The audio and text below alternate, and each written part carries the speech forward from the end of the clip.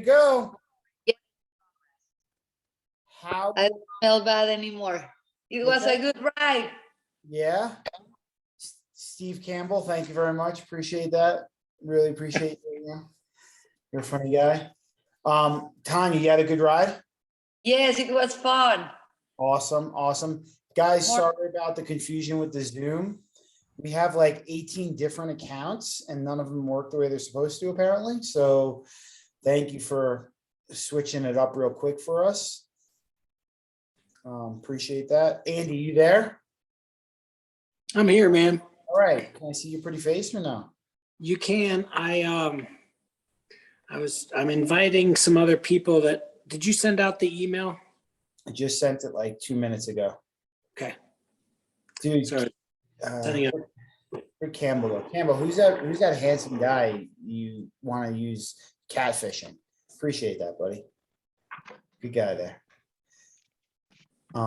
Here we go. Updated Zoom info. How old are you in this pic?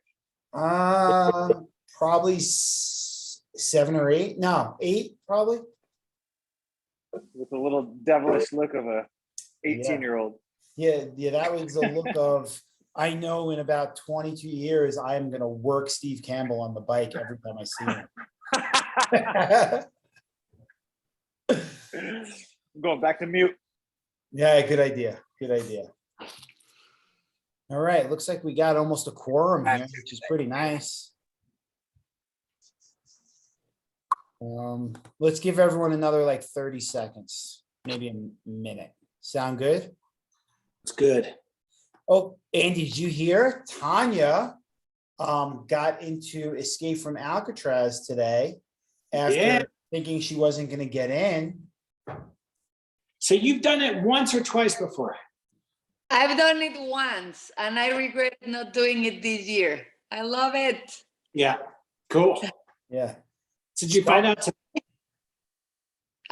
today was a drawing, but can I say? Yeah, you can say. It's okay. Okay, I have the best coach in the world and he signed me to the drawing. I wasn't going to join because I didn't make the first cut, and Daniel signed me up and I got elected. So I'm racing, I guess. second weekend in June? It's June 5th. June 5th. Okay. Yes. Okay. You know we call that full service coaching services. Thank you. No problem. Bethany. We got some people. I just might have to be there with you. Yeah. Yeah. Come. Okay. All right. All right. Ooh, JB straight from Hawaii. How's it going, bud? How you doing? Good. Wait, we have Aloha from Hawaii, and right next to you, we got Hola Jose from Mexico. That's Hola. ¿Qué tal? Buen día. Buen día, ¿cómo estás, amigo? Muy bien. ¿Tú qué tal? Estoy bien, hace muy fría aquí. No me digas. Yeah, Sí. Estás bien tapado, me parece bien. Sábado, football. Get my Feliz Navidad in right now. Just Feliz Navidad, everybody. Feliz Navidad. Oh, thank you. You too. Sweet. All right, Potts, I think we got I don't have a straw. What was that, Ashley? I think she's at the drive-thru. She needs straw. Yeah. It's lunch break time, and I thought I was muted. Okay. Are you making good decisions? This is good decision December. Absolutely not. Okay. It was a Mountain Dew. Perfect. All right. I think we got enough people to get started. We got 34 people. That's Sweet. About 10% of our coaching population. So that works, I guess. For anyone that's new, who hasn't been on before, we do a monthly Ask Us Anything, where we answer your questions, go over some logistical things, and then just pick a topic and kind of hit it. So I figure we should do that. We do have some questions that you guys have already sent out, But if you guys would like, you can always hit up the chat or just raise your hand and ask a question. This is an open forum. I ask that everyone mute though, if you're not going to ask a question or talk, just so we don't have too much background noise. Sound cool? Cool.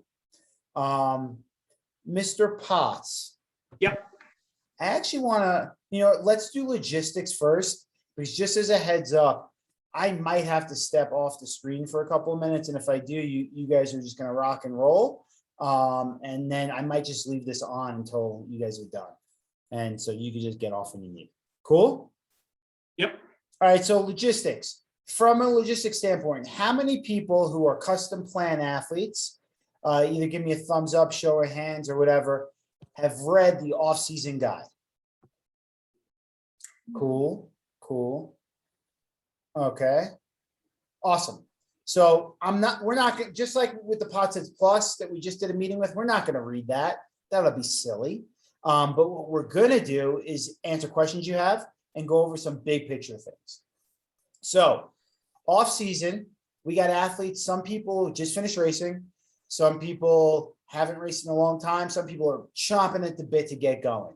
So what we do here at AP Racing, and we have a lot of people that travel in December too. And it's very difficult to ride a bike when you're traveling or maybe even find a pool. So what we do is we have a choose your own adventure approach to training for this month. What does that mean? It means we will give you 3 to 4 workouts a day, every single day.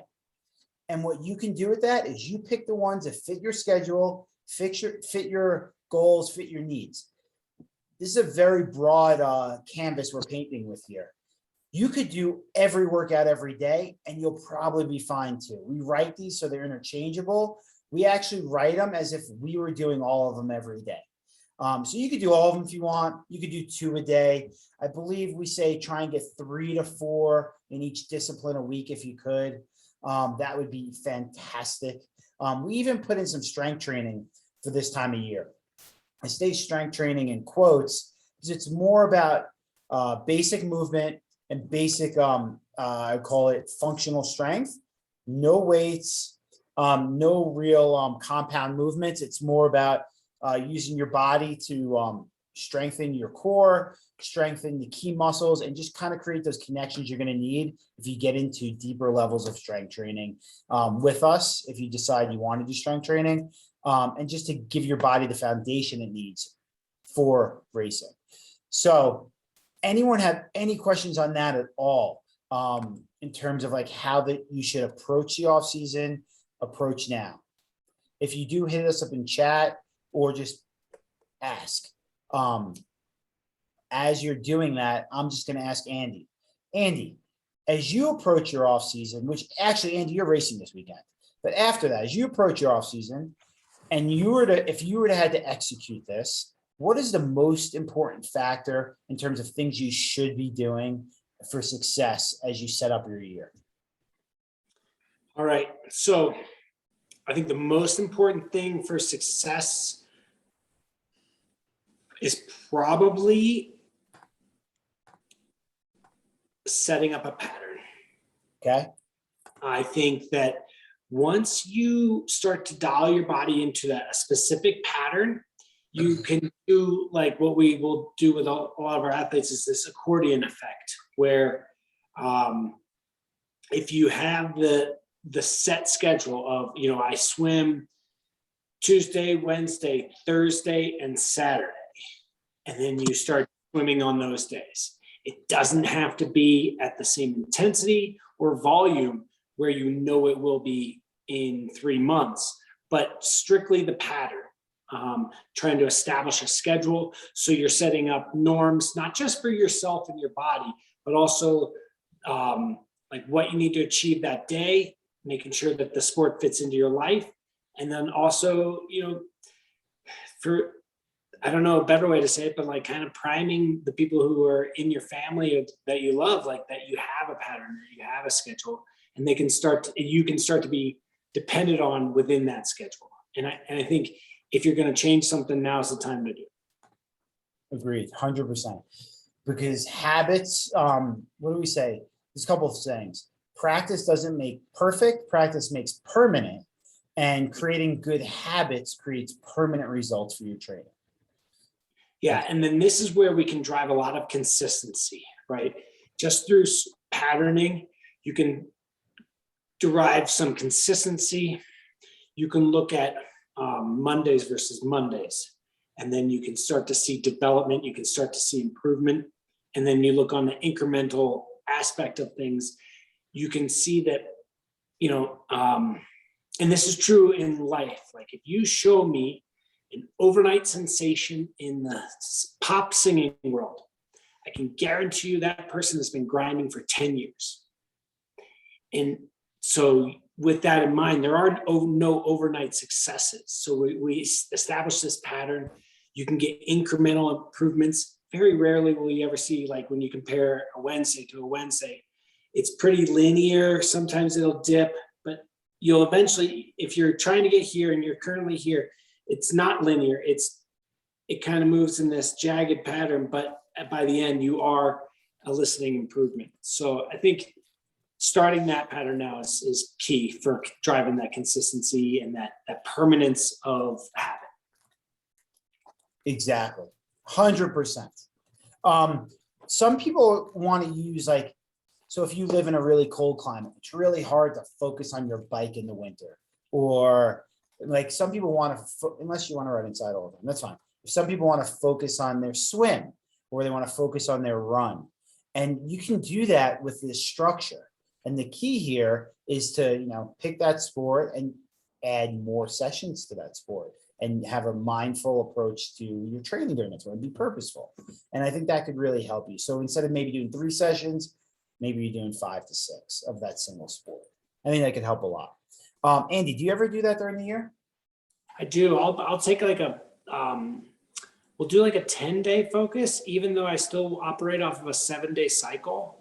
I'll do like a 10-day focus on swimming or cycling or running, where we're trying to really drive, just trying to get over the edge, get over the hump on improvement.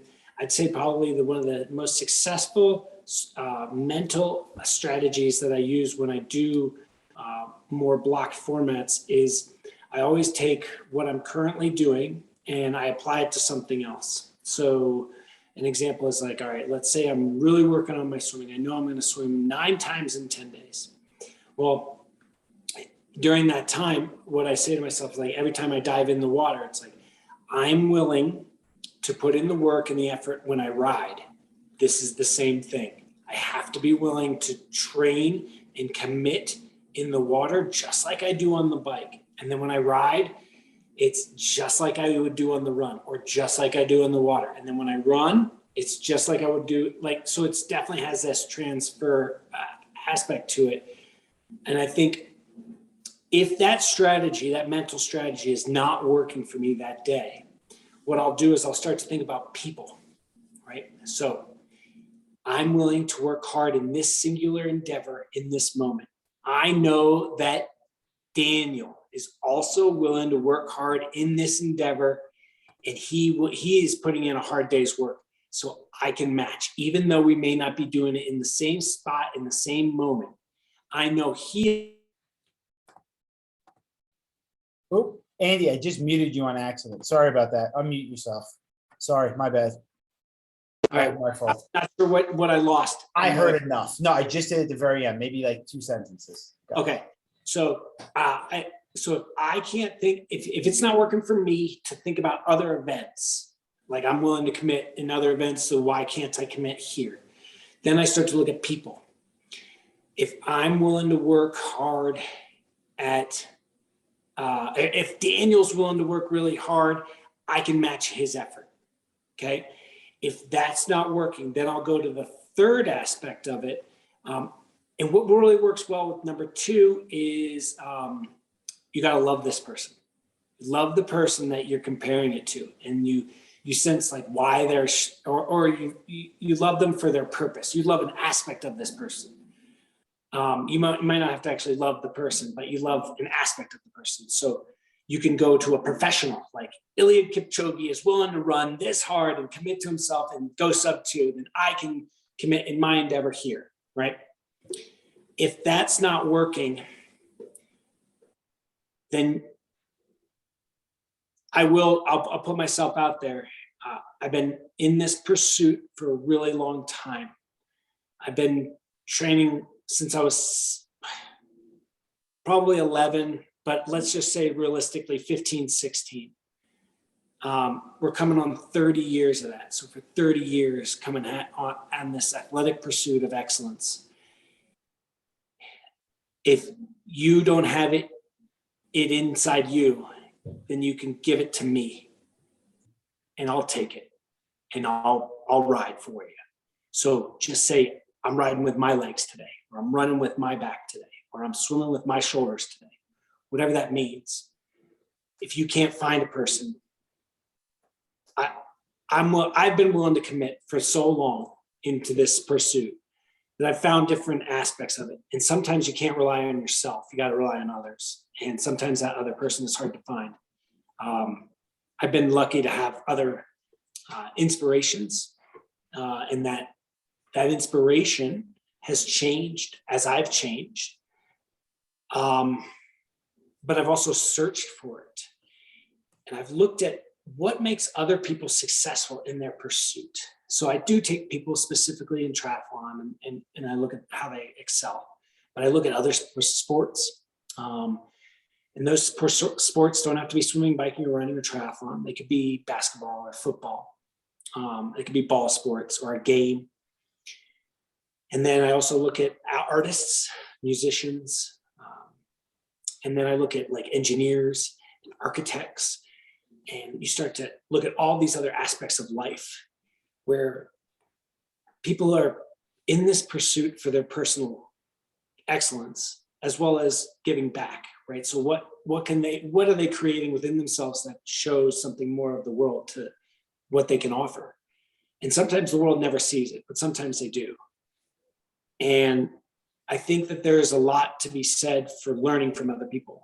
And I do know, after searching for what is a hard thing to find in terms of greatness, I do know that greatness is in short supply in the world. There's not an abundance of it. So if you can find it, it doesn't matter how they're pursuing greatness, an individual. You can look at the singular aspects of how they're trying to get the best out of themselves, and you can apply it to your specific situation. Let me ask you this. In terms of greatness, do you have to be great on day one? Or like, so like, for example, I'm going to keep it real simple. I'm going to go back to like off-season training. If like day one, you'll see like our running training, it's really low key and mellow. It's really unstructured. Why is that? Is it because running comes around late? Talk to us about it. Yeah. So when you start any pursuit, there is a way, there's an approach to getting better. Getting better does not mean going all out and sprinting every day. Let's specifically talk about running here. There is a delayed effect for training, and how long does it take to see the results? So in that regard, the way I think about greatness on December 1st, when it comes to running, is I know that I want to execute the plan of the day in a great manner. If that means running at a relaxed cruiser foundational pace, I want to execute that to the maximum of my ability. So I do take an approach with each day to pursue excellence and greatness, but that doesn't mean you have to go to the well every day. Yep. Does that make sense? Exactly. All right, guys. So like logistically, or kind of what you're going to see is in the next, before Monday. Oh, before I forget, attach your Training Peaks plan account to ours so that we can give you the plans. If you do not want to attach it, just email us and we will get it to you a different way. We do that so we can look at your training when we build your custom plans. It just works out better that way. It's something new we're starting. So by Monday, you will see in your Training Peaks at least 3 to 4 workouts a day, every day. and you should execute them. You will see that the running is very relaxed to start. And that's because running takes a while to come around and it's easier for injury. This is purposeful. Andy and myself might spend a month or two doing running like this, sometimes longer. It just depends on what our body's doing. So don't get too anxious. The really hard work will come. We'll say something like, just so you know what's going on with your body with running, we're trying to build these beds that take like the cellular development. They take a while. So there is a reason why we do this foundational running early.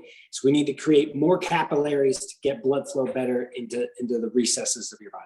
It's called science. Yeah, science. Science. Yeah, so it's capillary bed building and neuromuscular adaptations for what is occurring in the running. There we go. Yeah, let's get technical.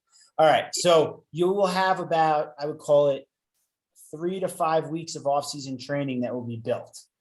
And then what will happen is after that, your custom plan will be automatically loaded into your training piece as well. You might get a call or an email from a coach to ask you questions, to what's the word? To clarify things, to kind of go through things and get you going. Make sense? Yes. Yeah, Daniel, can I give you some rapid fire AMA to get the blood juices flowing for everybody? Yes, absolutely. All right. So Daniel, is there a team roster with races out there, and how will we find it? And how can we let people know where we're racing? Absolutely. So Brian McEnany, who's our Zoom leader right now, is working on the calendar for next year. He's going through you have to actually input your races. He will resend out a link. Plus we have all the ones you already gave us. So we'll upload those as well. And then we'll make that public for everyone. It's actually public now if you already filled it out. That's one. 2, team races. Do we have them? In the past, we have assigned team races. We decided we're going to do these 3 to 4 team races. What ends up happening is people's schedules don't match up. They have to sign up so far in advance, and we end up not having, I'll call it what is that word? Enough people. I was going to use a fancy word, but I'm not going to. Enough people to really go to the race and support it. So what we're going to do this year is we're going to look at the schedule, look at the races where the most people are at, and then we're going to go to those races as team races and make them team events. Cool? Boom. And Potts, I don't have any of the questions, so if you want to, you have them? Yep. Hit me up with some of those questions. Okay. Is there any specific weight or equipment that you need for strength training in general? If so, what would be the best pieces of equipment that could help me to get the biggest bang for my buck? Absolutely. So you'll see in the off season, you don't need any equipment at all. We made it so it's very foundational building strength training. It's mobility based. It's to be able to help you support your body for the work and the effort that's going to come later. No, need nothing for the off season. As the season goes on, we have actually, if you are going to do strength training with us, equipment based and non-equipment based strength training. So it's up to you. If you are going to do equipment based strength training, what's the number one piece of equipment? Starts with H, ends with X. Hex bar, probably the best piece of equipment you can ever buy for hex bar deadlifts. Pull-up bar is fantastic as well. I would say those are my top 2, or just a regular bar. Andy? I agree with you on the hex bar, 100%. I actually own 2 of them. And then I don't know why, but I do. Actually, I do know why, because I had one and I was like, I want the Mac Daddy one. And then I went big and got like a really nice one. Yeah. And then the other piece, when you think of how to move well, I actually really like rings. They're portable. It's kind of like, you could also go with a TRX, but I really like rings. And like, you get the wooden ones, don't get the plastic ones, get the wooden rings. That would make it so you need to put like eyelets in your ceiling. But I'll show you. Yep. You got it right there. Wrong way. There. So I have like these, you can see. I hang stuff. There's my finger. There you go. And then that's got tissue on it now, but I'll attach rings to it on a rope. Why do you have tissue on it? Yeah. Tissue on your rings. Okay. Okay. Quick question from Mr. Bob. Is age of athlete taken into consideration? Absolutely, positively. I mean, I write really old man workouts for Andy nowadays. No, in all seriousness, yes, all of your history is taken into account. You give us the information, we use it to write your training. We do the best to merge what you need as an athlete, your age, your goals and everything, and write training accordingly. But yeah, we do have some experience with older athletes. We actually skew a little older right now. So we've been doing this for a few years with them. Posh, you got another one? I do. Quick hitter. This is pretty easy. What is the date of the Chula Vista camp? March And- 14th. What? Thank Sorry. What was the next question? And then do we have other camps on our schedule? Yes, camps are, the remainder of our camp schedule is coming. As I mentioned in our earlier meeting, we are waiting on the Olympic Training Center because of COVID and the COVID variant that just came out to see if we can actually get in. Once we know we can get in, we will schedule it. Usually our Colorado Springs or Colorado camp is late July, early August. It's usually right around the Ironman 70.3 Boulder. So if people want to double up, do our camp and do a race, they can. We're looking at a few other options.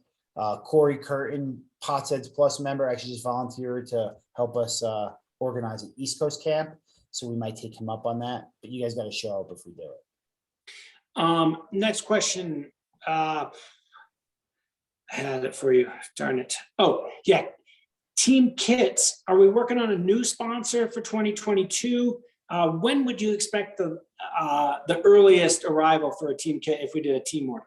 Yeah, absolutely. So we're setting a goal for March 14th for our team kits for delivery, which is the same day as our camp, because we'll get our camp kits and the team kits and distribute them all then. If you come to camp, you get your stuff that day, which is even better. That's what we're working towards. Should be feasible, even though there's major supply issues in the world right now. We will probably open a team store in the next 2 weeks and close it within 5 days of opening it, because that's how we do things. And yeah, that'll be it. Okay. All right. Now we're going to go into a little bit of gear. Wait, Do no, you- wait. Oh yeah, go. Yeah. You got something? No, go, and then we'll go do it after. Okay. When you are writing bike workouts, and the best way to apply a bike workout, whether I'm riding indoors or outdoors, what would be the one piece of thing that helps keep me on track for my bike workouts? Yeah, so I would say, first of all, you need to know the workout, internalize it. And I really like to look at what's the purpose of the workout, how much time am I spending in a specific zone, and the work to rest ratios. Specifically, is there any gear out there that you would recommend? So make sure I'm putting out the right amount of energy so it's calculated for me. Yeah, you should have a power meter. There we And go. nowadays, everyone should have a power meter. It's a table stake in your equipment choices if you want to train effectively. Do you like power cranks or power pedals? Do you have a preference? I personally like power cranks. It's what I've used my whole life. And Vision is actually coming out with one in March. Andy, I don't know if you know this. It's alloy based. So they're only making alloy based cranks now, no more carbon, because the alloy they're using is lighter than carbon. And as a plus, it's cheaper and it's more durable. So it's only $395 or $300, and that's retail. So that means our price is probably $150, maybe a little more. So it'll probably be the cheapest crank you could find. It's crazy light and it's durable. I do like the pedal approach for people that have multiple bikes and don't want to have multiple cranksets with power. But a good pedal system like the Garmin or maybe the Wahoo one is probably about $1,000. So you can buy 3 crank arms now for that price. Yeah. Okay. All right. Go. Wahoo, do we have a team discount?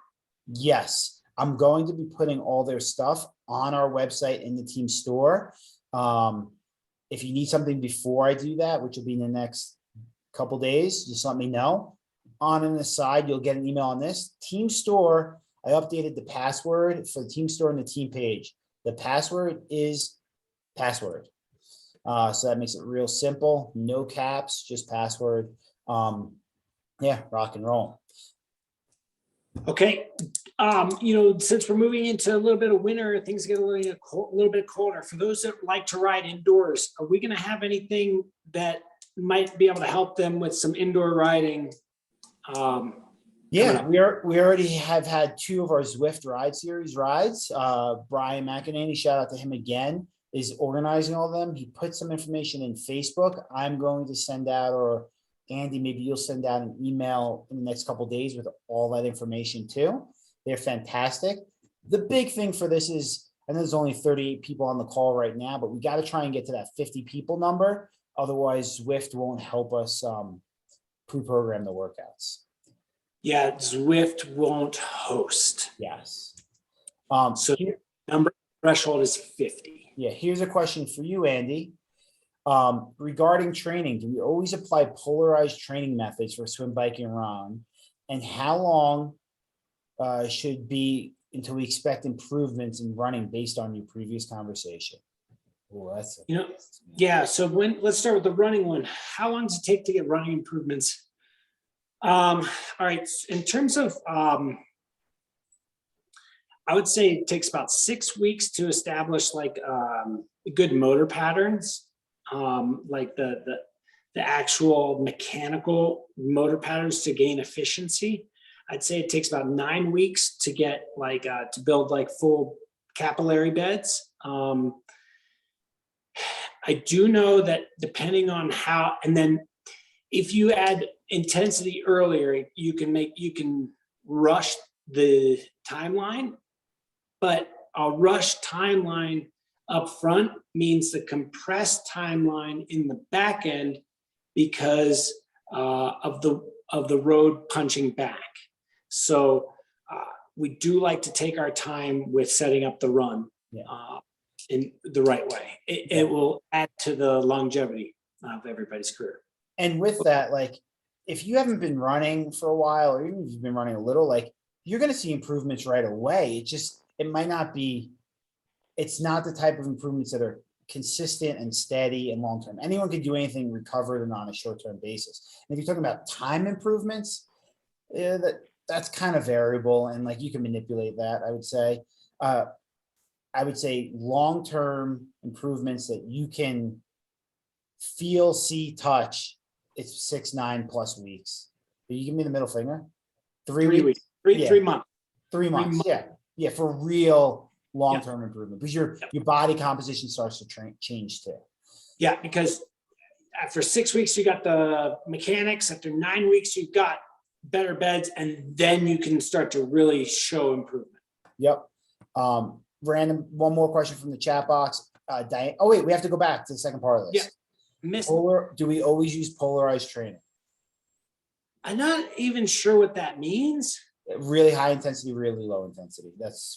Oh, okay. No. So we will keep things a lot in zones. And for you to figure out your zones, there's some really good information on our Coach's Corner on the website if you want to check it out. We will stay in zones, but the key with zones is actually, as your fitness improves, your zones will slightly change. And it's not really you just get more bang for your buck. You notice that you were able to either maintain a steady pace at a lower heart rate, or the same heart rate is eliciting more power or more speed.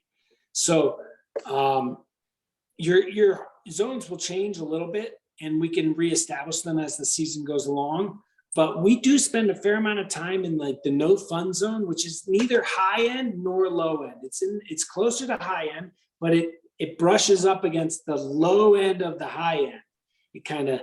It's like mid-high zone 3. Yeah, high zone 3, where it's I can do this. How much longer do I want to hang on? I don't really know. Yeah. And then if you hang on long enough in a specific workout, you really start to even at that not really high intensity, you start to negotiate with yourself. And it's a negotiation where you're saying, do I really want to continue to be in this space? Is it worth it? My legs are screaming at me now. I think I'm going to cry. No, I don't want to cry. Maybe I just need more fuel. I want to stop. No, I'm not going to stop. And then you just start crying, and it's not a negotiation. And that's kind of where we hang out a lot. Yeah. The big thing with, I call it polarized training or zones or anything that's matter. A lot of people talk in these terms of absolutes. Oh, I got to do zone 2 training or zone 5 training, zone 4. Your aerobic and anaerobic fitness is a spectrum, and you need to train every aspect of the spectrum most of the time. You do very specific work for the demands of your race, but you have to touch all of them. And by touching one, you're still touching the other. Like when you're doing zone 2 work, you're actually pushing up zone 3 and zone 4 as well. When you're doing zone 4 work, you're helping your ability to buffer at zone 2 as well. There's nothing that's an absolute in the sense that we try and do as much of it as we can. And we zone in, quote intended, based on that. I got a really bad Christmas tree here. That's what that is. Okay. It looks like a birthday. Wait, hold on. I'm going to write in it. Oh, I'll just do numbers. Okay. So keep it fast here. Okay. So these are your zones. This is kind of what we're doing. yeah. So this would be zone 1. This is about the time. If this is like a weekly time block, you're spending about this much time in zone 1. Not a lot. This much time in zone 2. A lot. Oh, this is reversed. So these numbers look weird. Yeah. This That's much fine. time in zone 3. A lot. A small amount in zone 4 and very little in zone 5. It might even be smaller than this in zone 4. And Andy, that's about the average, I'd say, for the year, in general terms. But at different times of the year, you're doing different work because your body can't handle it, and you're trying to elicit different results. Correct? Yes, 100%. Cool. Diane asked real quick, any update on the Hoob wetsuits? You want to take that, or you're on me too? So we ordered a bunch of Hoob wetsuits. Daniel and I, if you don't know, Daniel and I started to make our own wetsuit a bunch of years ago, and it's done. We've got it. We've got a name for it. It's called the Pinnacle, and we ordered a lot of them, and they were there. I don't know if anybody's read, but there was like a lot of freighters outside of LA that were stuck, and like they're in this like flotilla armada. Anyway, we had them come in. We actually have Hoob wetsuits on US soil right now. The Pinnacle is expected in right before the Chinese New Year. It's supposed to get on a ship, right? Yeah, it actually, they said it was going to be delivered for the Chinese New Year, but TBD. Yeah, I think my expectation is as long as it gets on the boat and the boat sets sail before Chinese New Year, we're going to have them in springtime of 2022. We're going to have a whole line where it's going to be years in the making, but also years in the deployment. The line will expand as we go along, and we're going to aim to improve. And now we are, I don't know if for anybody that was in Beaver Creek, we are working on a prototype for the women's wetsuit right now that has some of the features that we talked about for the way that women float. And that one we are working on. Hopefully we'll have that one before Christmas. Yeah. So we do have wetsuits. It is really exciting. I say all these things knowing the supply chain is not immediate. I know everybody wants immediate things in 2022, and we're not there yet in terms of the immediacy, but we do have answers. Yeah. And just so you know, we're gonna, with the wetsuits, the goggles, not the Pinnacle, but all of the other wetsuits and goggles, we should have them available for you guys in the next couple of weeks. We might even put them in our team store with our gear and offer you guys like a ridiculous price that we'll never offer again, just because we know you've been waiting for so long. And we're trying to hook you guys up because that's what we do. And so just be on the lookout for that. All right, Potts, I'll ask you a question and you ask me one. How much time should we take off to mentally recover after mid-race season? I'm actually gonna answer this first, sorry. I'm usually worn out at the end of the season. I kind of would like to avoid this. Is this right? First of all, you need to get a better coach, Jason Key. He's horrible. I coach Jason. Long story short, the season's long and it's hard, and you should think about how it ebbs and flows for you and how it fits with your life.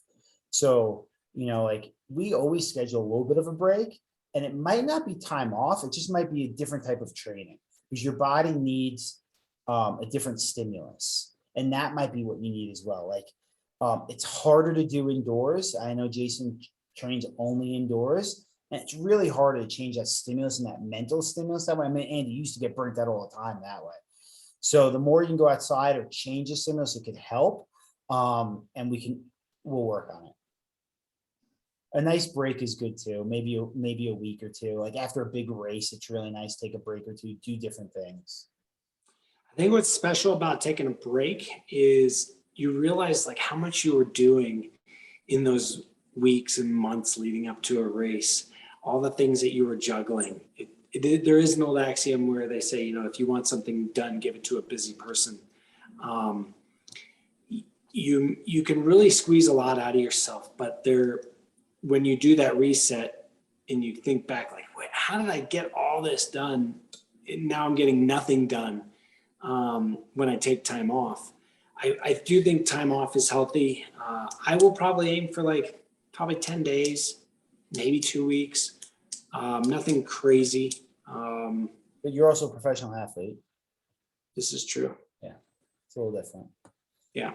You got to catch up on life sometimes, guys. Don't feel bad about it. Yeah. It's fair. I'm on a 2-year break right now. All right. So you got any questions over there, Mr. Potts? No, we've answered all the important, or not the important ones, but we answered all the quick hitters that I had for you. Yeah. All right. Here's one for you. Potts, can you tell us real quick, and if we have to, we can queue up a video.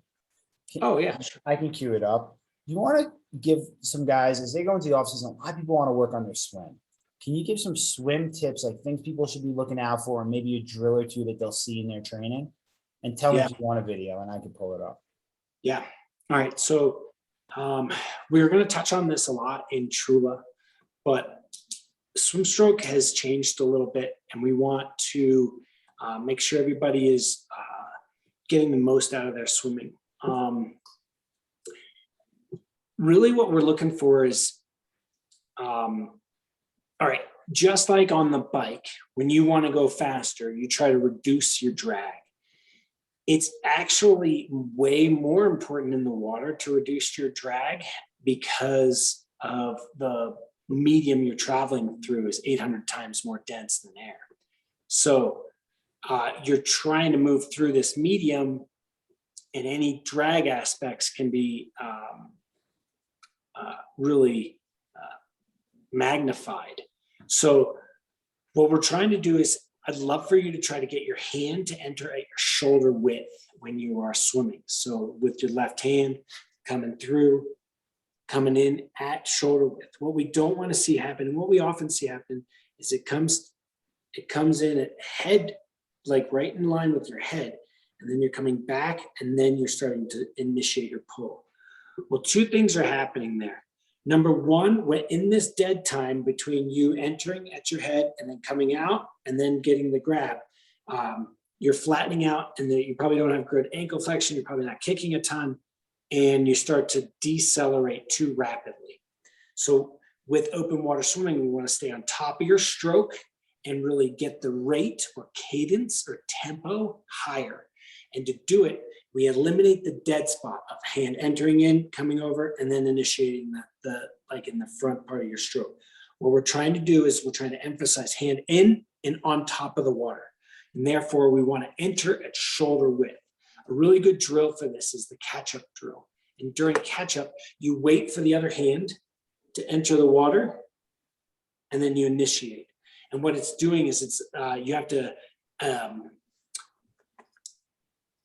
engage the core muscles and get your body to sit better in the water through position and reducing drag. So it kind of creates a little bit of a dead or a lull in your stroke to potentially sink. So therefore you want active feet while you're doing it, and then enhancing your body position while working on the technical aspects of hand entry in the stroke. Daniel, are we able to pull up the, Yeah, sure. You ready? yeah. Okay. Boom, boom, boom. Everyone can see my screen. Rock and roll. Ooh, I'll turn the sound off, even though it's really good sound. Okay. All right, so this is catch-up So drill. one You thing want to note here, oh, Potts, you Go. muted because I'm talking? Sure. All right. Oh, no, you're muted now. I think it's because I'm sharing my screen that you're muted, but it's okay. I'll talk. It's totally fine. If one thing to note, if you look at Andy's catch-up drill, right? Let's look right here, right? Are his hands touching each other, or one go, or are they? Because a lot of times you see people catch-up drill and they go boom, boom. We don't need to do that, and we don't want to do that. It actually creates a bad habit. You want to enter shoulder width apart. So it's just when the hand gets here, see, it gets right there, that you're actually doing that. All right. Let's Yeah, see. that's a This is better not a good screen. view. I'm going to go back because I'm in the way. Let's look right here. All right, so shoulder width entry. We're not actually touching. He's got a nice steady kick on this too, because he's really focused on his hand entry more than anything else. It's really good. Yeah. I think that looks pretty good. What do you guys think? Oh, that's another one. Andy, thumbs up if you want to go over this one. Thumbs up. I'm gonna unshare. Okay. So I'm gonna play it and then Andy can talk about it. How's that sound? All right, so And this is all part of our masterclass. if you go back, can Double we go? recovery. Hold on, Andy, not yet. I'll tell you when you can talk. Everyone just watch. Boom, back, and then through. So it's a double tap. So I'm gonna unshare. All right, Mr. Potts, go for it. Okay, so You're muted. Nope, there you go. Should be good now.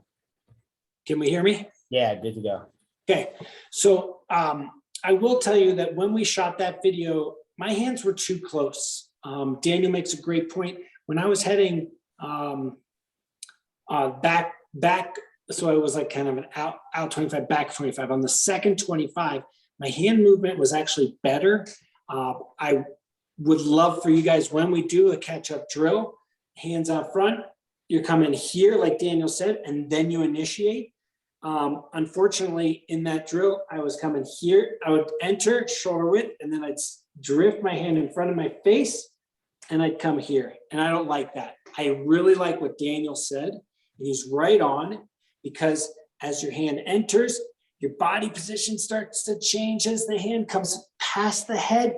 Oh, my hips are sinking. I want your hands shoulder width, initiate. Yeah. Okay. Do you guys need, and if you guys need a training tool for that, my all-time favorite, you go to Home Depot and you get a little wooden dowel and you cut it to shoulder width apart.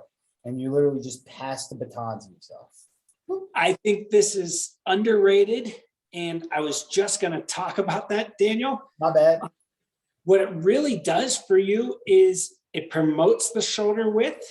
It ensures that you're passing off, that it is a true catch-up drill, that you're not cheating it. And it's a really easy thing to go and grab that can help you a lot in your stroke mechanics. Cool. All right. Anything else on swimming for now, or are you pretty good? If you are unsure of how it looks, you can always video yourself, have somebody that you're on the deck or swimming with or what have you. A picture says 1,000 words. Even if you don't send it to your coach, just have someone record you. It can be just for you. If you see what you're doing, sometimes when I get coached, it's like the coach will say, hey, I want you to make sure, your elbow, or like, I don't know what it is. I want to make sure your eyes are down. Coach, my eyes are down. No, I want to make sure that the water level's hitting you here. Yeah, coach, it's definitely hitting me here. Okay, I'm going to take a video. I'll take the video and it's like, water's hitting me here. Coach, it feels like it's hitting me here. Yeah, it's not.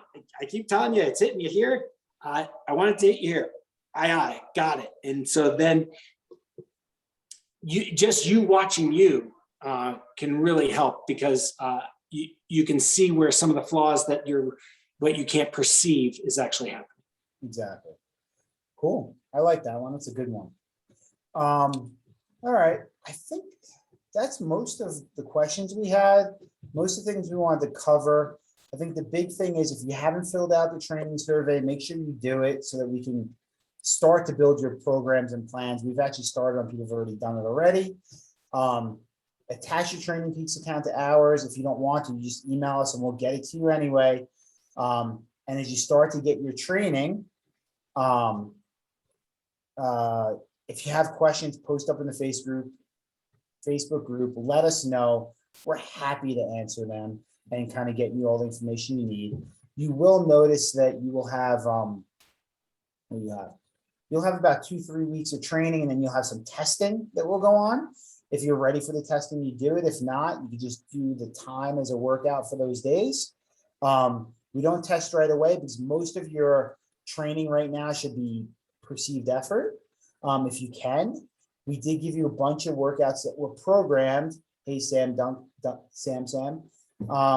We can, and it's based on FTP, but you can do it based on PE as well.